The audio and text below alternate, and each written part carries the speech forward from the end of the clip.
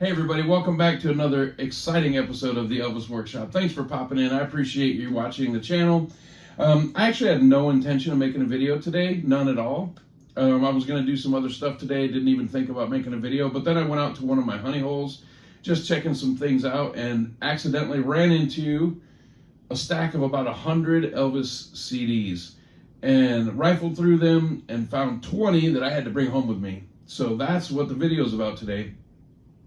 I actually have a couple other things I want to talk about before that, but I just want to talk briefly about the end of the video here is Follow That Dream Records. So Follow That Dream Records, FTD, is a private collector's label for Elvis music, and it comes out of Denmark.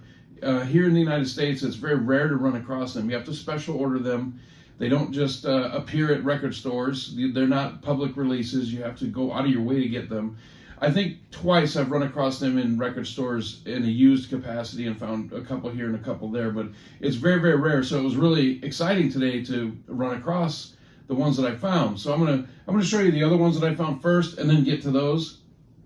But I wanted to talk about a couple of previous releases first, and then we'll get into the other CDs that I got today. So one is that over there, that album, the LP, those Fabulous 50s. It's from 1989. I've actually had my eye on it for a while. I see it every once in a while at record stores. It's just a bunch of collaboration of 50s songs. There's only one Elvis song on it, I Want You, I Need You, I Love You, but I love the artwork on the cover. There's a picture of the two ladies down in the front are looking at an Elvis record, and then there's Elvis on the wall in the background. There's Fats Domino record on the floor, as well as other artists. It's just a very cool album artwork. I just bought it just for that. It's been a little price prohibitive. I've seen it a few places, and I just didn't want to pay what they wanted for it, and I found it today at a very attractive price, so I picked it up. So let me back up to the last video that I made. I think the last video, yeah, the After Hours. I kind of briefly talked about this just for a moment in that video, How Great Thou Art sessions. I've listened to a little bit more of it since then, and I just want to, again, highly recommend you picking this up. If you're into the FTD releases, this is a session, so it has the original album and then a slew of outtakes, a lot of outtakes. So there's a lot of the same song over and over. That can be a little bit difficult to listen to sometimes at length, but it's worth having. So it's a great, great album as far as Elvis's voice and the quality of the music. It doesn't matter the subject. You don't have to be religious to listen to it. Next one is this here. I actually said I wasn't going to buy this, but then I thought, man, I've got all these other FTDs. Why would I just not buy this as well? There is a sticker on the front warning you of subpar sound quality. I don't find that to be the case.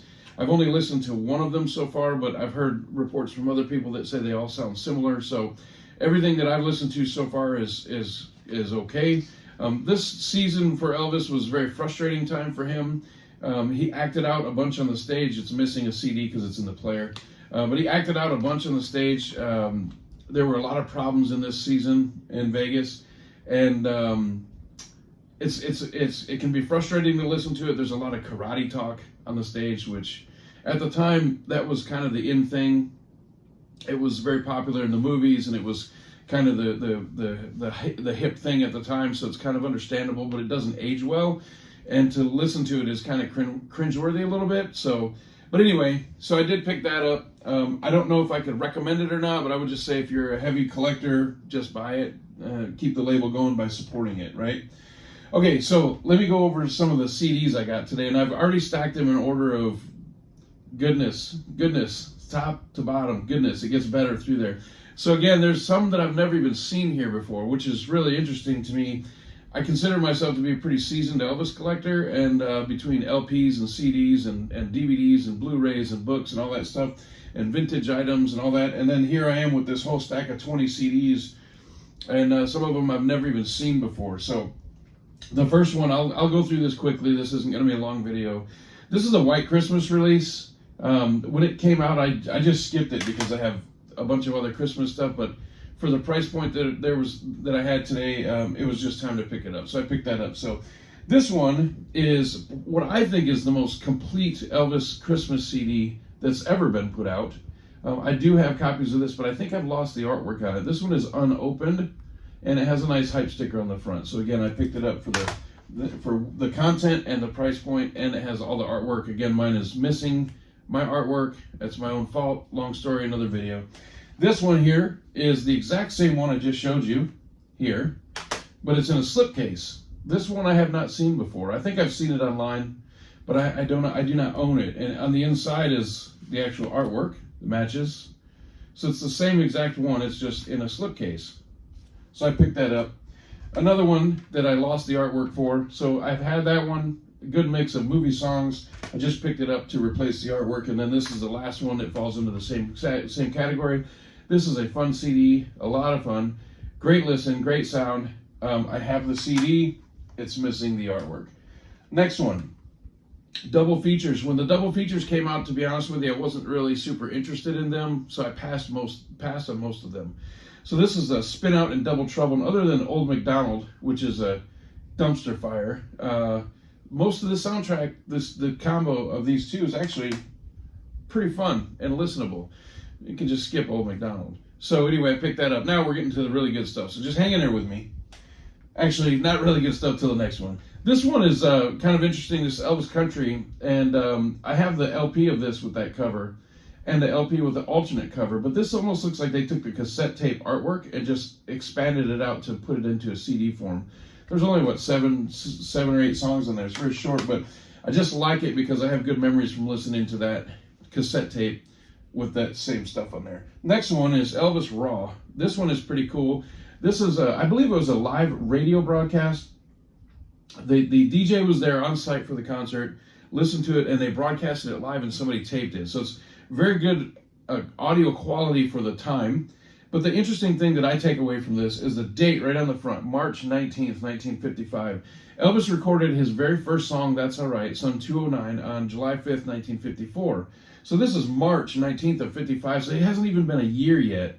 And of course that picture from the cover art is from Tupelo, but it hasn't even been a year and he's already a master at his art, at his craft. And it's awesome to listen to this and listen to how great the show was, and just to think that he hadn't even been doing this for a year yet. So this has always been a great one. I used to have this one on a different format, so I kind of like this one. And what's also great about it is it actually has, oops, almost dropped it, the insert. There's an insert right there with it. So considering I bought this used and as old as it is, to have the insert still in place is pretty cool.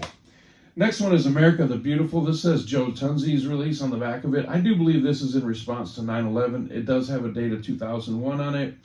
I don't know if this is from a book insert or if it was just released as a single like this. I can't remember. So if somebody can remind me, that'd be great. But it has it's a tandem job with BMG, so it's an official release. It looks like. Just somebody remind me what it is. Next one is Elvis by the Presley Sampler.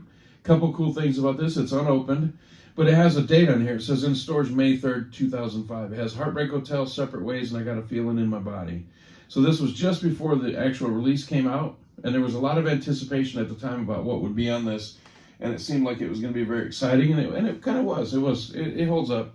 Next thing, I cannot stand the Rock and Roll Hall of Fame. I think it's a sham. There's artists in there that shouldn't be in there, and there's artists that should be in there that aren't and will never sniff it because of politics. I think it's ridiculous. But this is the Elvis the Exhibit, 1998-1999 Rock and Roll Hall of Fame CD. And it has 3 songs on it: Mr. Train, Suspicious Minds, and Jailhouse Rock. So it's a nice little promo CD, probably sold at the gift shop at the Rock and Roll Hall of Fame at the time of the display. So this one here, this is one that I've never seen before, and I bought it for a specific reason. Now it has all the stuff to hook a casual or random fan. It has all the wording: world exclusive, limited edition, essential collection, collector's edition. All this is all on this one CD. Come on, how hard do you have to pull? The set list is actually really good. You can look this one up online if you're interested. But what I bought this for was that it's from the mid-1990s. It's numbered also, down on the bottom right there. It has a phone card in it. It looks like a made-up driver's license, but for this thing to be the age that it is and still have the insert in it was what was interesting to me. So I bought it just for that. It's worth absolutely nothing, I'm sure, and I didn't buy it because of value. I just bought it because it was kind of cool that it's a 1990s type release, and it still has the insert that came with it. So thought that was kind of cool. Now, getting to the really good stuff here. This is a Japanese release of Lovin' You. It's cardboard slipcase, and inside here is a Japanese wording, a Japanese insert with the lyrics for all the songs. You can see a little piece of it right there. So this is pretty cool. I like that. Loving You slipcase. We're getting to the FTDs here in a minute. This is another one that I always have very good memories of. The original Master Series. This is a bootleg, but it's made to look like an original RCA type release, and it's not. And I just remember when this came out, I just remember how good the sound was on it with all these outtakes. And when you open up the disc, it's still, again, it looks very, very legit. It looks very real. And then you go like this and you look at the CD and that's not real. But it plays. That's what's great. This thing right here is a gem. That's from my early days of collecting bootlegs, and I loved it. This is another one I have already, but I just wasn't going to leave it there. Finding the Way Home. This is a 2 CD set that at the time when this came out, most of the recordings on here had not previously been heard, and it was exciting at the time. I just remember how exciting this was, that we were hearing all this dialogue in between the songs we had not heard before, previous outtakes, Elvis cursing left and right, kind of cool stuff. So this one is an Argentinian fan club release. There's Elvis on the front doing, I believe, The Walls Have Ears. And then the set list on the back is pretty interesting. You can pause that and look at that, or I'll put up a picture of it.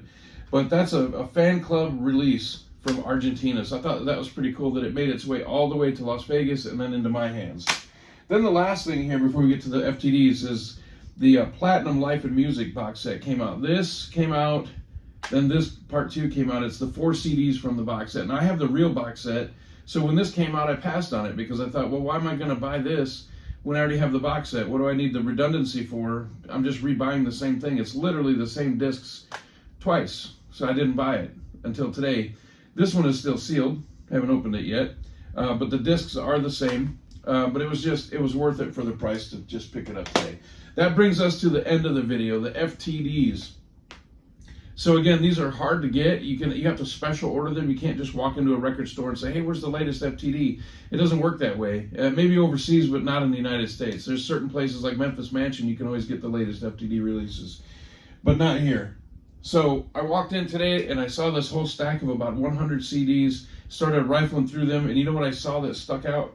Was I slid one of the CDs over to the side, and I saw that right there sticking up at me, which is the FTD logo. And I thought, oh, holy cow, there's an FTD in here. And I thought, well, where there's an FTD, there's more. So I dug and dug and dug, and I pulled everything out. So this one is the second CD released. I believe it was 2000, the year 2000. Burbank 68 was the first one. This was number 2 out in Hollywood, the second FTD released out of the entire series. These are all 4 in really good condition, by the way. Very happy that I was able to pick these up, and the price was awesome, so I couldn't pass them up. There's no way I was letting them stay there. Next one is Too Much Monkey Business. Great artwork, a fun CD, lots of great songs on there to listen to. Next one, I'm not so thrilled about the title of this one. I've never been thrilled about the title. It's a great CD, great content, lots of good songs on it. Great photos of Elvis, but I'm not thrilled about the name considering what happened to Elvis in his private personal life. Elvis so high. I guess if you just separate the musical career from the personal life, it makes sense because of the songs. But anyway, great Follow That Dream release. This has always been one of my favorites. I have all these already, but it was just nice to score them. And then the last one here kind of goes back to the recent FTD release here, August season in Vegas, and that is It's Midnight, which is, again, August of 1974. This was a very frustrating time for Elvis. He was visibly upset about things. He was upset about Mario, the maitre d', being fired by the hotel. He was upset with Colonel Parker about stuff that happened at the end of the 73 season, and it bled over into 74. And he was just acting out a little bit more and showing his frustration and boredom with Las Vegas. And we have it here to listen to. When he sings, he performs great. He performs well, but in between the songs, his frustration bleeds out a little bit. I believe this to be the third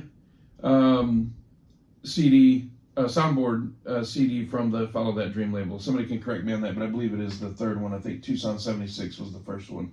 Anyway, so a great day today with scoring. I totally did not expect it. That's not what I went to this place for. I just went to look around, and when I happened upon this whole pile of CDs that were all Elvis, I thought, oh boy, there's going to be at least 1 or 2 good ones in here, and I ended up getting 20. So you just never know. You just never know. You go out, you go to these places, and you just never know where you're going to run into. So anyway, I hope you enjoyed the video. Again, I didn't really plan on this. It just happened. It was organic, so I thought, let me just make a quick video for the channel. I appreciate you watching. Thank you very much for the feedback. I enjoyed. I do read all the comments. I try to reply back to everything that I can. Like, share, subscribe, tell your friends, all that stuff, and I hope you like it. And if not, it's because you ain't nothing but a hound dog. We'll see you next time. Bye-bye, everybody.